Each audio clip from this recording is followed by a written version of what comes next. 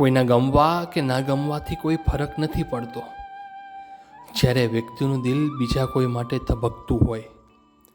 આપણું ગમવું તો કદાચ માત્ર એક નિર્દોષ મિત્રતાનો પૈગામ જ હોય છે, જેમાં કોઈ અપેક્ષા નથી હોતી, કોઈ માલિકી હક નથી હોતો.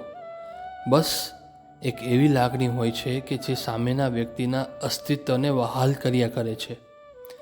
છતાં મન તો મન છે, એ ક્યાં કોઈના તર્ક કે દલીલોને માને છે?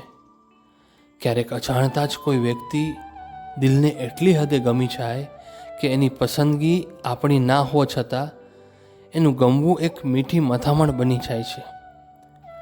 આપણે એને પામવા નથી માંગતા, પણ એને ખોવાનો ડર સતત રહ્યા કરે છે. જ્યારે એ બીજાની વાત કરે ત્યારે એના ચહેરા પરના સ્મિત પાછળ એક નાનકડી ટીસ છુપાવવી પડે છે. એ ટીસ કોઈ ઈર્ષાની નથી, પણ એક અહેસાસની છે કે આપણે એની જિંદગીના વાર્તાના મુખ્ય પાત્ર નથી.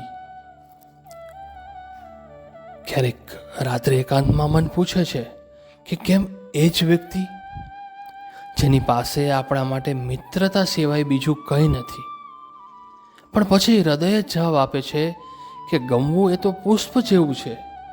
કોઈના આંગણે ખીલ્યું હોય તો પણ એની સુગંધ લેવાનો હક આખા જગતને છે. એનું કોઈ બીજાને ચાહવું એની સુંદરતા છે, અને આપણું એના ચાહતા રહેવું એ આપણી પવિત્રતા છે. સંબંધોના કોઈ લેબલ વગર, કોઈ વળતરની આશા વગર, બસ કોઈના હોવા માત્રથી ખુશ થવું, એ જ આપણી લાગણીનું સૌથી સુંદર અને નિખાલસ સ્વરૂપ છે. ગમવું મારું નિર્દોષ હતું. એક મિત્રતાનો નાતો હતો.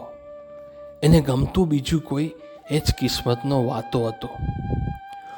હું એની વાતોમાં ખોવાયો, એ કોઈની યાદોમાં ખોવાયેલ છે. મારી આંખોમાં એ છે ને એની આંખોમાં કોઈ બીજું છવાયેલ છે. એના હર એક હાસ્યમાં મારો હિસ્સો શોધવો નથી. એની પસંદગીના રસ્તે મારે કોઈ અવરોધ બની રોકવો નથી.